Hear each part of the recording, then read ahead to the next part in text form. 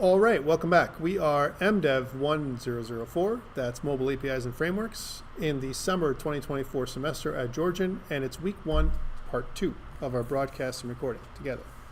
And in this part, what we're going to be doing is we're going to continue with our installation and setting up our environment.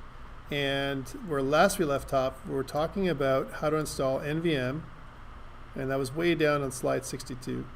I know I'm not respecting the slide order, right? But I'm doing that because it's most important to get this stuff done first, and then we can move on to actually the fun stuff, which is coding, right, to me. So that's NVM. I talked about how to do that with Mac. This is the link, for doing it for Mac as well. It kind of installs Homebrew and an NVM at the same time, but sometimes we need to install Homebrew first and then install NVM afterwards. So I have a version of kind of things working on my machine, and I'm just going to go here to my Mac Studio, which is remote. I'm just going to maximize it here, and just to kind of do the first thing that I would probably do, well, I want to update Homebrew regularly, and so I'm going to do here is do a clear command and do a brew doctor, right? A brew doctor, what it'll do is it'll fix any broken links and kind of removing whatever it's going to be and so on. It says, so here's something. It says, please note that these warnings are just used to help the Homebrew maintainers. It says, warning, you are using Mac OS 14. We do not provide support for this pre-release version. So the reason why is because I have the latest version, kind of here, and then it doesn't understand how to do that, and that's okay, right? And it's basically just saying, hey, Homebrew works on most systems, but maybe it's not going to work on this one so well. That's fine. The next one is I'm going to do a brew update, right? A brew update. This is me. I've already done it for a while, and what it's going to do is going to go through and download and install anything it can. It says you have 12 outdated formulae installed, right? And now it's asking me to do a brew upgrade. Okay, so brew upgrade. Let's see what that does. So it's going to go through and download the latest versions of the, the things I got installed, and it'll install all that stuff, okay? And I'm perfectly fine with that. It's just going to go through it and install all those things. And it's just going to upgrade. That's why I like Homebrew. It's kind of like a package manager for Mac. I think I like it from that perspective. And the other thing is when you install Node through Homebrew, even if you were just installing Node through Homebrew and didn't do NVM, let's just suppose you couldn't get it working or something, the great thing about Node through Homebrew is you don't need to use sudo, the sudo command, right? Which sucks. Imagine doing I want an npm install. Oh, you didn't do sudo, so you can't do it. Let's do it again. And then it's just, a lot of work, right? So, all right, so there we go. So it kind of did all those things. And let's take a look what it did to my NVM. So if I do an NVM -- version now, it has 39.3, same as before, right? And what I can do is if I do an NVM list, you can see here that it's going to show the latest version that I have installed, which is version 20.2. I want to get the latest version. 20.2 is an old version. So how do I do that, right? So again, let's take a look at some of the documentation. If I was to go up online, if I said something like NVM, if I just went and looked at that, and if I kind of went to NVM, just by typing in NVM in Google, it'll take me to this link, right? And it'll talk about how to make it work, installing and updating, all that kind of stuff, how to verify installation, how to use it, and all that kind of stuff. It's all here. So it's right on their README file. So here's usage, right? And I want to do an NVM install a node at a certain version, right? Whatever the version of node is, right? And so that's the first thing I want to do. NVM install a node at a certain version, right?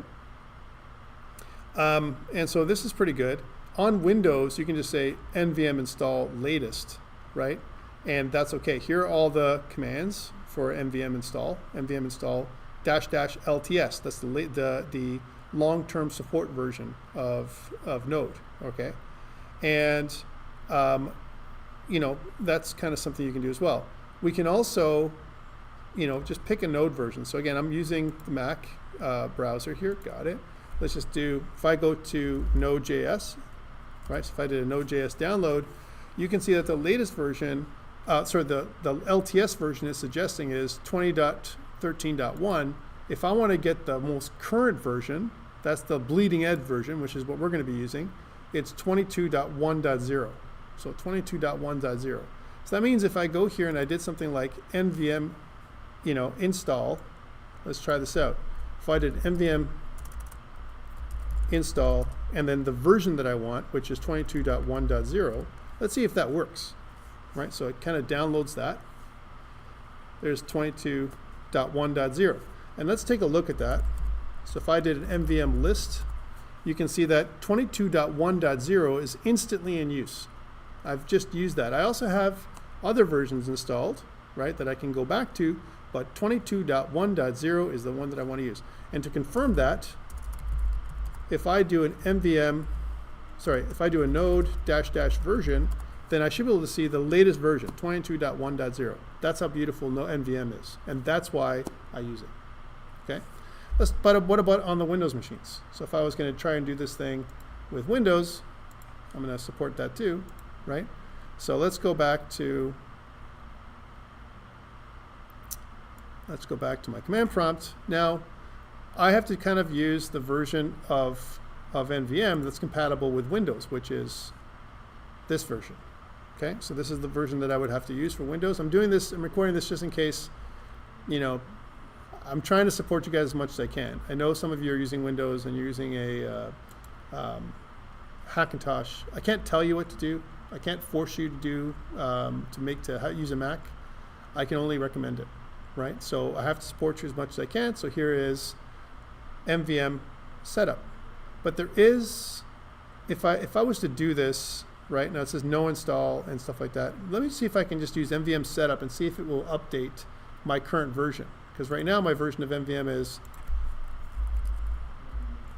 earlier it's 1.1.12.11. So this is 1.1.12 for Windows.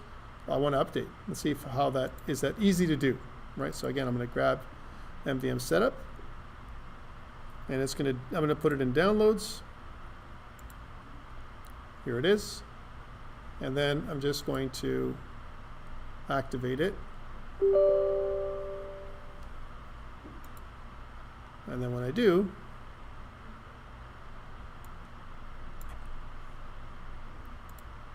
I'm going to follow the prompts. Let's see how this little thing is working.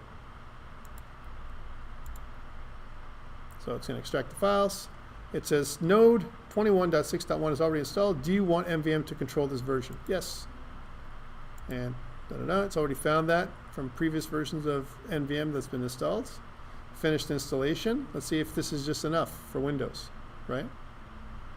And if not, we'll figure it out. Maybe we'll uninstall NVM and reinstall it. Maybe that's what it needs. All right, good. So we've installed NVM by using the link. Let's see if it actually did its job. So I'll do something like MVM -- version, right? And we can see here we got the latest version. That was pretty good, right? And then I can do something like MVM list. Which versions of Node do I have? 21.6.1. Well, now on Windows, I can just say NVM install latest. And if I do that, it'll install 22.1.0, just like it did before. Again, beautiful thing. It's way easier than using Node by itself. And the reason for this is because it has to go through you just got to jump through all these loops, right? To do this properly. You can see like on Windows, it does take a little longer than on Mac. Right, that's why Mac is the preferable system for mobile development. So I'll let this thing do its thing. Okay, there we are. Okay, so it's installation complete, yay. And then I can just do an MVM use. Well, actually, let's do an MVM list. Let's see if we have both versions now. You can see 21.6.1 is currently in use, and 22.1.0 is what I want to use. So I can say NVM use 22.1.0. And you can do that same thing on the Mac. You can switch between one version and another just by issuing that command. It's just asked me for permission to do that switch, and I'm giving it permission. And then if I do it a node -- version on Windows, you can see that here again, 22.1.0 is the new version. Okay, so that's kind of good. All right, awesome. So we have both the latest versions on both machines, on both my Windows machine and my Mac, right? And now it's time to do the next part, which is install some stuff. All right, so I'm just going to close off these little things here, and I'm just going to go back to my little terminal window, and I'm just going to maximize my screen on my Mac so you can see a little bit better. And what I want to do now is I want to install some modules. Okay, so there are going to be 3 modules that I want to install today. The first one is with Node is TypeScript, right? So I'm going to do MVM install TypeScript -G for global, -G for global. So NVM install TypeScript -G. And if I do that, it says version TypeScript not found. Try NVM. Oh, I said NVM. Haha. NPM install. I'll be okay. TypeScript -G. NPM, not NVM. And it said NPM installed. Added 1 package in 857 milliseconds. On the Windows side, let's try that again on the Windows side, right? So let's see if we were to do that on Windows. If I did a npm install TypeScript -G, right? Again, it takes a little bit more time. I find that always Windows takes more time than Mac, just a little bit more. You see here it did it in a few seconds, right? So it's done. I'll keep this window open this time instead of closing it off. Okay, the next one that I want to do on the Mac side, or another package we want to install, is NodeMon. We're going to be using NodeMon for monitoring. Nowadays, with the latest version of Node, we don't have to, but I figure that it's just a little easier. So we're going to say npm install NodeMon -G. npm install NodeMon -G. And NodeMon, again, is a node monitor. There it is. Okay. Just like before, on the Windows machine, do the same thing. So here we are. I'll do a npm install NodeMon -G. Right, so you guys should be able to do this now. And you can see it took a little bit of time. On the Mac side, let's keep this open like this, and we'll do the next one, which is an npm install express-generator, right, -G. npm install express-generator -G. Okay, now you can see that there's some problems with this one. I'll talk about the problems because we're going to use this to start today, and we'll build something completely different later. Okay, so that's the first thing, npm install express-generator, and on Windows it's kind of the same, npm install express-generator -G. There we go. And you can see that it says npm warn deprecated make directory. Legacy versions of make directory P are no longer supported. Please update to make directory 1.x. That's nothing to do with us. That's these guys who made Express Generator. Okay, I got a solution for this. Trust me. All right. First thing, we're going to use this thing, and then we're going to talk about how to improve upon it. All right, this is good. So we've installed the 3 packages that I require for today. But what I also want to do is I want to also include yarn. So first of all, I want to talk about what all these things are. So I talked about TypeScript. TypeScript was the first thing I installed. And TypeScript, my friends, is a superset of JavaScript that we'll be using the entire semester. Okay, we won't be using JavaScript native. TypeScript is in demand in the workplace more than JavaScript nowadays. You'll see it on many postings for jobs and so on. So that's where we're going to focus on TypeScript. TypeScript is just JavaScript with types. That's all it is, right? But there's some process, there's some overhead. There's some costs we have to pay ahead of time. And one of those upfront costs is transpilation. We have to transpile between TypeScript and JavaScript because the browser still only understands JavaScript, and so does Node. Okay? So that's something that we're going to be talking about. JavaScript, the great thing about it is, TypeScript also has something called a playground, right? And we're going to talk more about TypeScript next week. But I want to think about if I was going to create something that was simple. Let's suppose if I go to the playground and I want to show you what the difference is here between TypeScript and JavaScript. Here's JavaScript on the right side. Here's TypeScript on the left side, right? And let's take a look here. If I was going to configure this, let's go into tsconfig. tsconfig is the TypeScript configuration. Think about this as a tsconfig.json file we're going to be including in our application.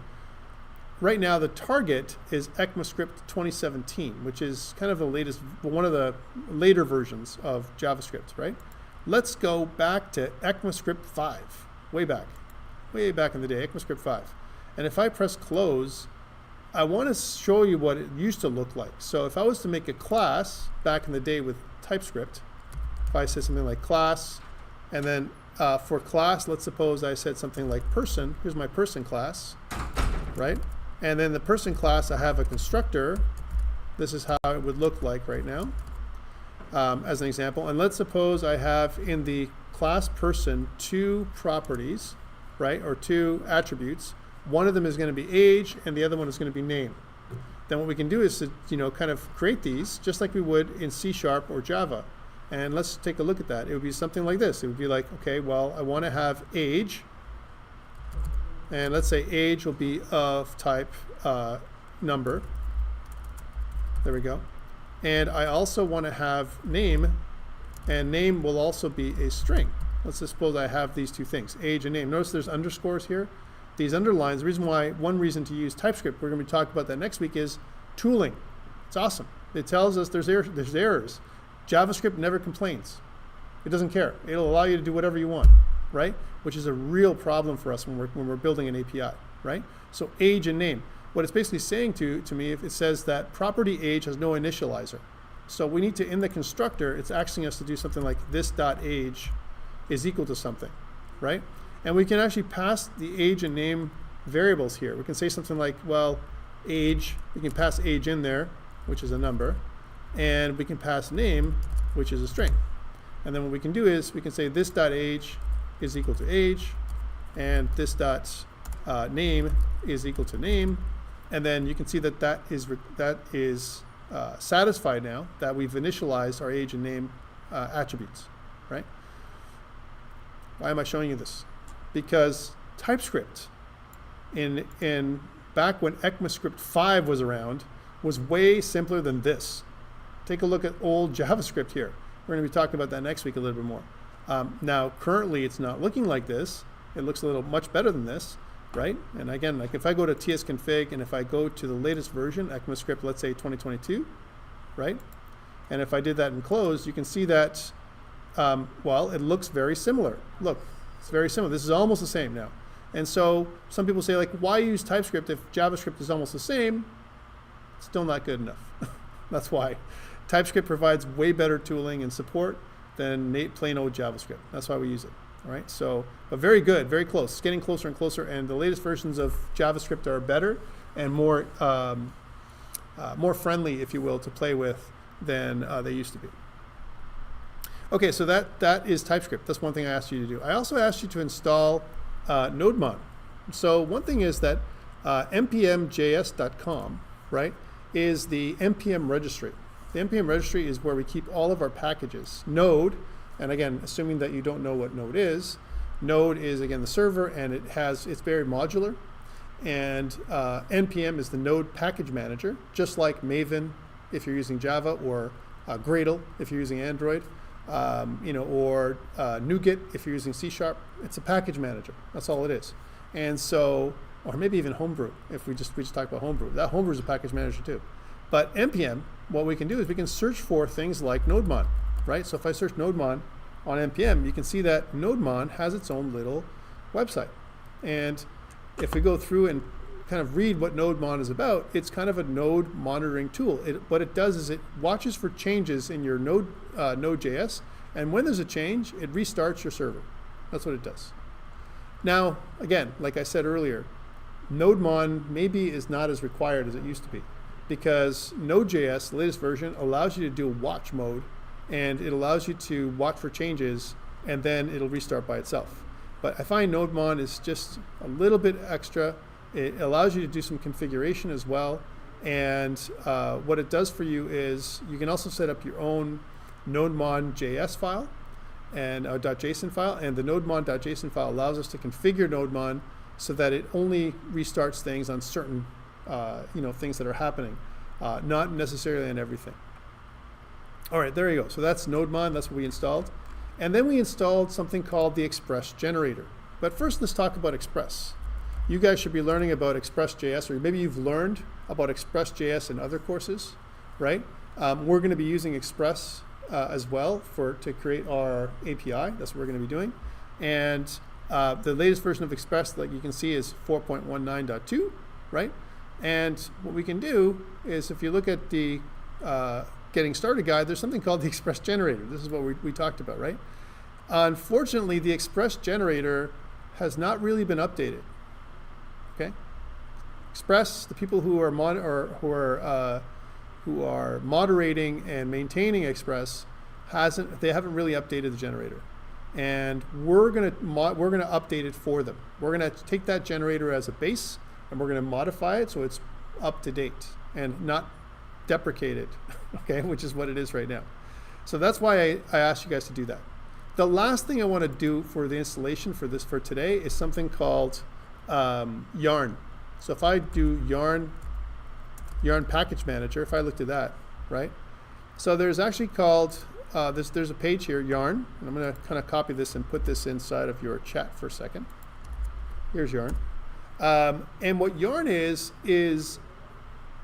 a very stable and faster way of installing node modules, actually. Faster than NPM.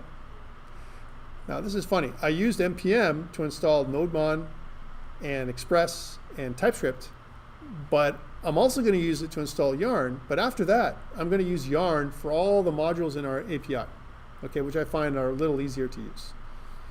Okay, so Yarn is the next thing we want to use, and it talks about how to install it. It talks about the documentation and everything else, and it's open source and blah blah blah.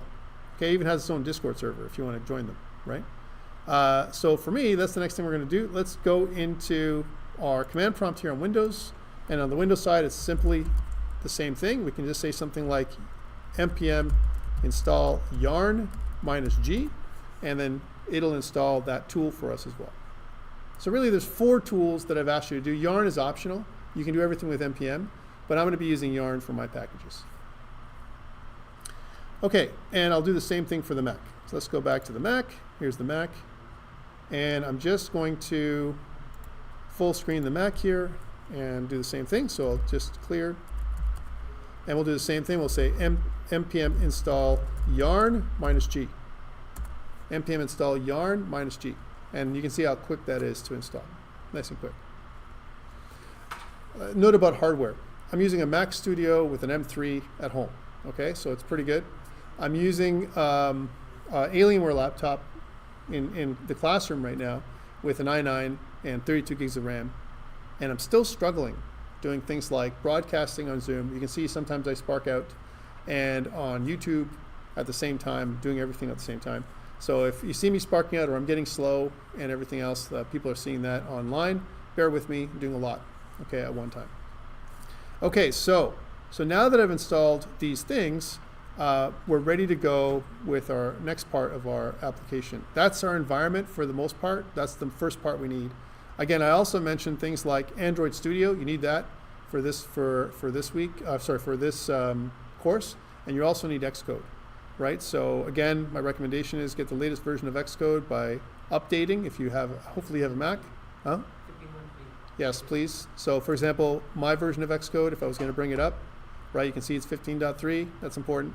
Now, what about Android Studio? Android Studio is something we also are going to use, right? And Android Studio, you can see I have Iguana here, right? And Iguana is not going to be the thing we need. We need to upgrade to Jellyfish. Jellyfish is the one we need for this semester. So we're going to download and install Jellyfish, right? And again, I'm doing this on the Mac side so that, sure, I'll agree. I'm doing it on the Mac side so that way you guys can see this. Yes? Jellyfish is new, yeah. Yeah. You need to update it. So I'm just going to install that, and Also said new Chrome is available. Let's do that. Relaunch.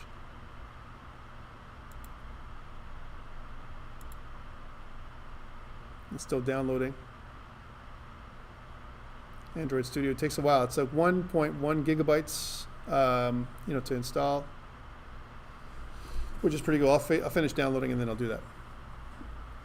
So I'm doing all this stuff up front with you guys so that you know these are all the things I'm going to be using this semester. So if I'm like, hey, I got Android Studio running, you're like, wait, Android Studio? You're going to use Android today? Yep. Right? Oh, I'm going to do iOS. Oh, you got Xcode? You're going to use that? Yeah, you got to have the latest version. So please do that. Some trouble we have with Xcode and Android, Xcode specifically, is if you don't have the operating system to support it. Somehow, if you're using an older Mac or if you're running a Hackintosh, it may not work, right? That's the problem because it requires certain things, right? So that's why I'm saying Hackintosh, bad, Mac, good, right? Get a Mac. I only said that about 10 times today, but it's okay. And I'm just waiting for this thing to finish downloading on the Mac, and we'll continue.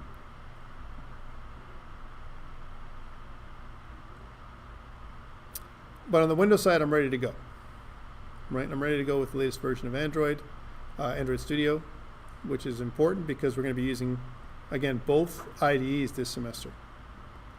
So, you got the latest version? Jellyfish? Yeah? You got to update it right now. This is the time to do it. We're doing it together. All right, so now let's run Chrome. Let's relaunch Chrome to update. There we go. Relaunch. And you can see now we're good. I'm just going to go to my downloads here. I'm using my Finder. And let's go to downloads. I'm just going to stop this because that's the old version. And I'm just going to double click here on my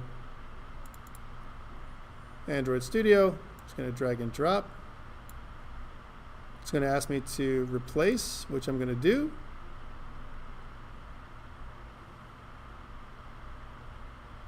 And it's going to do its thing. Awesome. Okay. Also, I'm just going to close down VS Code just for now, just for a second, and don't save. Don't save anything. And what I'm going to do is I'm going to eject. Once I've installed, I don't need it, I can eject this. And what I want to do is run Android Studio and see if it's going to run the latest version. So it's going to verify, blah, blah, blah. And then it says, yes, open. And there's Android Jellyfish. Yay, don't send. I'm not going to send any statistics. It asked me to update the Android emulator. Absolutely update that, please. Right? And that's what I'm saying. There's lots of little updates. Each one of these things for Android takes quite a bit of time to do. So again, this is the time to do it. It's an upfront cost. We do it one time and it's done. Right? We don't have to worry about it. For this semester, notice that last time Android was Iguana, and this semester it's Jellyfish. Maybe partway through the semester they're going to upgrade again, and it's going to be called Kangaroo or something else like that, or Koala, right? Don't upgrade. Okay, this is just for our semester. We all want to be Jellyfish. All of us are Jellyfish this semester. Okay. One Deep says, "Hi Professor, I'm just taking this course, not iOS and Android, so I need Mac for this course." You absolutely need Mac for this course. So you need a Mac for this program. So yes, you need a Mac.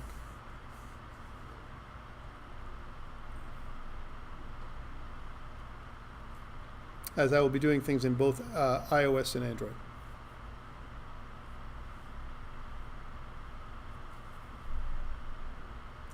All right. Okay, so now that I've gone and done that, plugins, right?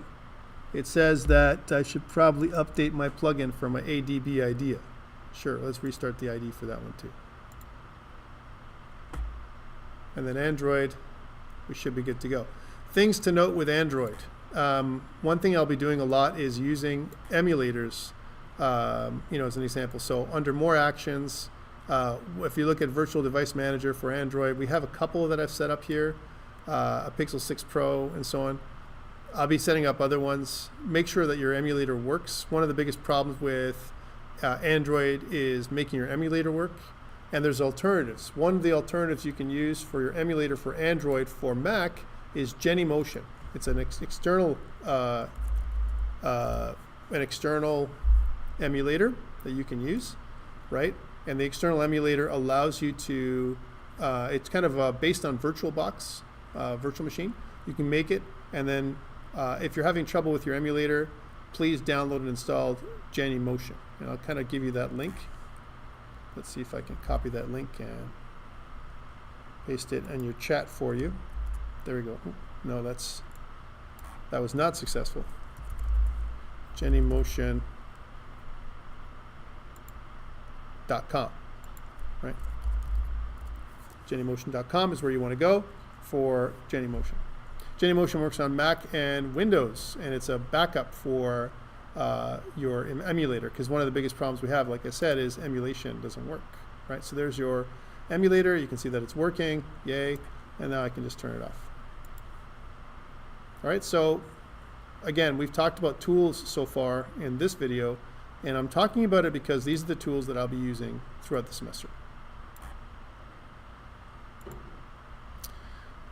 All right, we are pretty much ready to go now. I want to just discuss a couple things with you guys. Again, with the assumption that you know some stuff and there's some things that you don't know. I'm going to skip back here to the discussion around version control. So again, the assumption is at this point, either you're still installing your environment or you're done installation, okay? So version control, what is it and why do we need it? Right? So for now, my assumption is you have a GitHub repository, but maybe you don't really know why we're using version control, or maybe you don't care. But the point is that version control is something that we need to use when we're developers. And one of the things that I push a lot in my courses is version control every single time. I'll be using version control on command line. Okay, I'm not going to be using any tool. I'm not going to use GitHub Desktop or Source Tree, or even the tools that are built into VS Code. I'll be doing things by hand. And again, this is, I'm not trying to make you suffer, or I'm not trying to torture you here. I'm trying to help you build up your skills. So when it comes to going on an interview, if someone asks you, talk about version control, or even in a job setting, version control on the command line is very, very important to understand. So that's why I'm teaching it this semester as part of this course and these course learning outcomes. All right, so cool, version control. And so again, one of the biggest problems we have with version control is when you're working within a team environment, or even when we have a lot of changes even on our own app, right? And some people, what they used to do is they used to use things like, like a hard drive, where they just change the name of the file to something like this, local.VCS. Here's a copy, here's a final. How about version 1, version 2, version 3, version 4? You made 10 files, and there are different versions, right? But the problem with this approach, as an example, when you use different suffixes, is what the heck is in that file? It doesn't say anything. It just says like version 1, version 2, version 3. You don't know what's gone on. You don't know the changes that have been done in those versions. And that's why we don't do this anymore, right? So please, I know some of you use Google Drive and OneDrive for version control, and you just rename stuff. Version 0.1, version 0.2, version 0.3. Makes no sense. Don't do that. Use a version control system, right? And like I said, people did these like really weird naming things. So, version control came around, and imagine if you have developers joining your team. Like right now, you might be working by yourself on this course, but maybe in the project course that you have, you also have, maybe some of you have a project course that you're doing, right? And you're working with other people in that project course. So how do you share information with them? Are you going to share version 0.1, 0.2, 0.3? Doesn't make sense, right? So Google Drive is not a solution. And so the three main reasons why we use version control are backup. I want to back up my files. I want to collaborate with other people, and I want to actually do some tracking, changes. I want to track the change. I want to be able to go back if something broke, right? Like what if I broke something? I just want to go back to the previous version that worked. You can't do that. Which one? Version 1, version 2, version 3, which one? I don't know, right? And what if you went back too far? It's a lot of work for you and rework. And we get monitored in the real world on how much rework we do if we're developers, right? So back in the day, the first there's like 3 generations of version control. I'm sparking out already. I'm not sure why. I think it's the internet connection here is pretty bad than the actual wire on this one. Let's see. I think it is. I think I'm actually better without the wire. Anyways, like I said, so 3 generations of version control, and really the first generation was something called RCS, Revision Control System. It was actually, that's what it was called. And this thing had a locking mechanism. You can lock and unlock files. So if I'm using a file and you're not using it, you're trying to use it, you can't use it because I got it locked, right? That's how it used to work. And it was a local system, right? And that we could use. And some other systems work like this today. In game dev, right, as an example, game development, we use something like an RCS, right? We use something called Perforce instead of Git and GitHub. So I'm going to show you what Perforce looks like. Here's Perforce. Perforce is the de facto standard in game development. And the reason why Perforce is so popular is it has that locking mechanism, lock and unlock, right? And they use this in some other parts of other industries as well. But for the most part, it's used in game development, right? Because I want to be able to work on this file or a series of files. I lock those files and you can't work on them. And this way it stops conflicts and merges from happening, right? But for the most part, most users don't use Perforce. They use GitHub.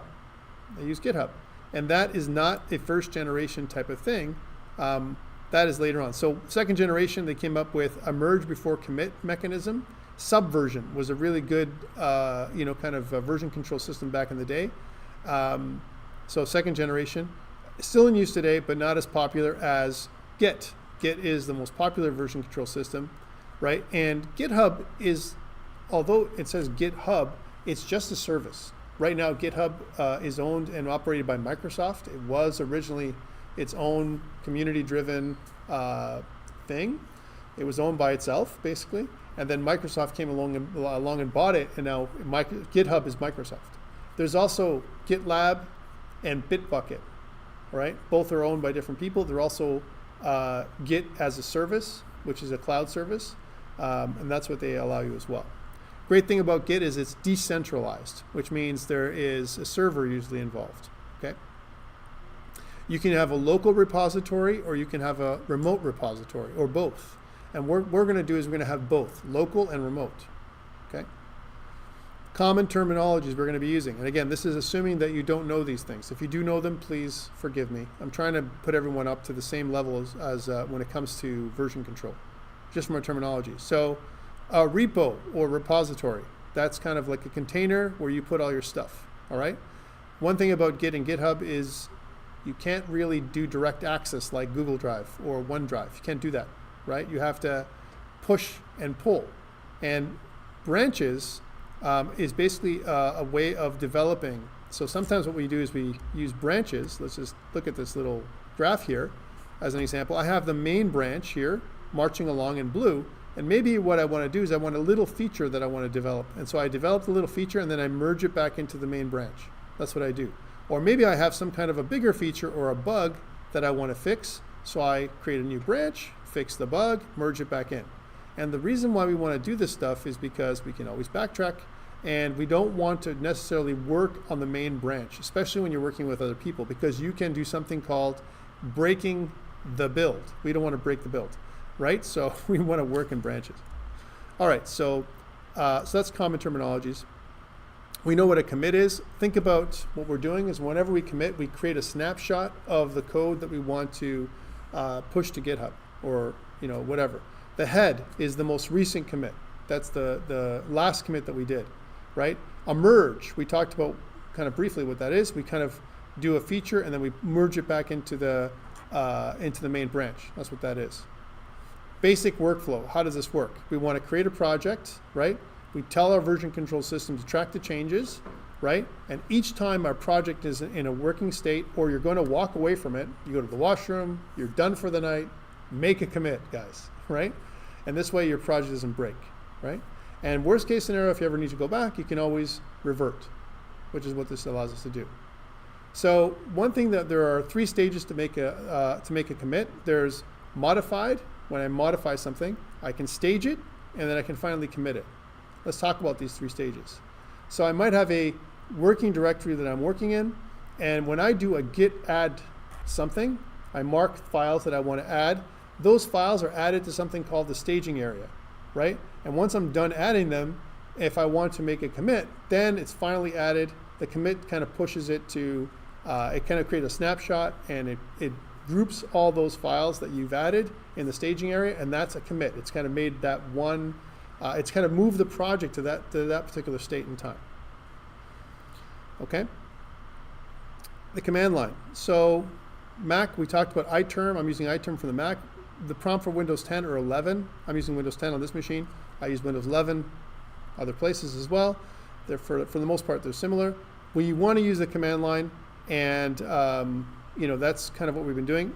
Windows is the only place you need to install Git, but what you can also do is you can go to git-scm.com. I put that here. And if you really want to, you can update your Mac version of Git if you really want to.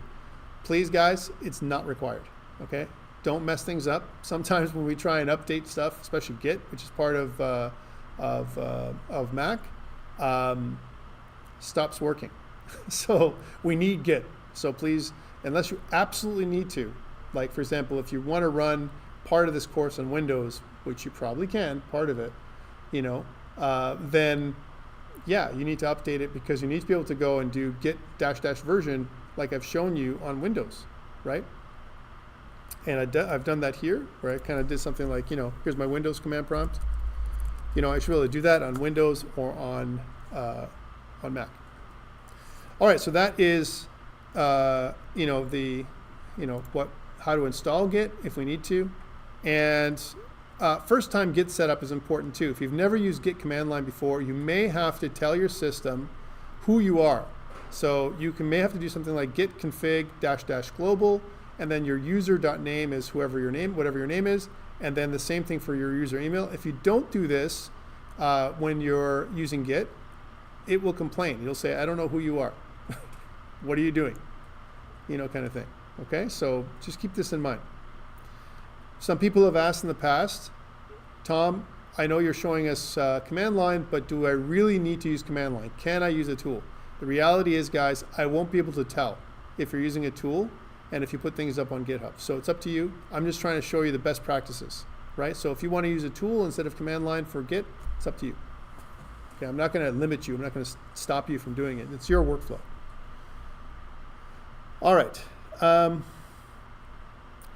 The stuff we want to talk about is some Git basics. Git init initializes the repository, right? Git add dot adds everything to the staging area, right? And then git commit -m. -m means a message. What's the message? Usually for the first commit, it's either initial commit or first commit as a convention. Those are the things that we're going to be doing, okay? So that is Git in a nutshell. What I want to do now is I want to start working on your in-class exercise 1, which is due this Sunday at midnight, okay? And in order for us to do that, here's some assumptions now we're making again. And we're going to take another short break for 5 minutes, okay? So, because I want to try and do this, a few times throughout the thing, and maybe make a few videos so that you can watch certain things. So here's what I want to do. I want to install Express and talk about the Express generator. I want to use TypeScript, right? Remember I said I want to convert everything to TypeScript from JavaScript. I'll talk about that, right? How to do that. And then I want to run it locally on your local host, right? We're not going to deploy today to render, right? That'll be happening in another week. But today what we're going to be doing is let's set up our environment. Let's test to see if everything is working properly. That's what I want you guys to do, okay? Other weeks we'll also install things like MongoDB locally, right, on your Mac. Or maybe we'll use MongoDB on the cloud, MongoDB Atlas, right? It's okay. We'll be doing those things as well. And we'll be talking about how to do that as we go forward, okay? So let's take a short break. It's 12:56. We'll stop recording this one and we'll come back at around 1 o'clock.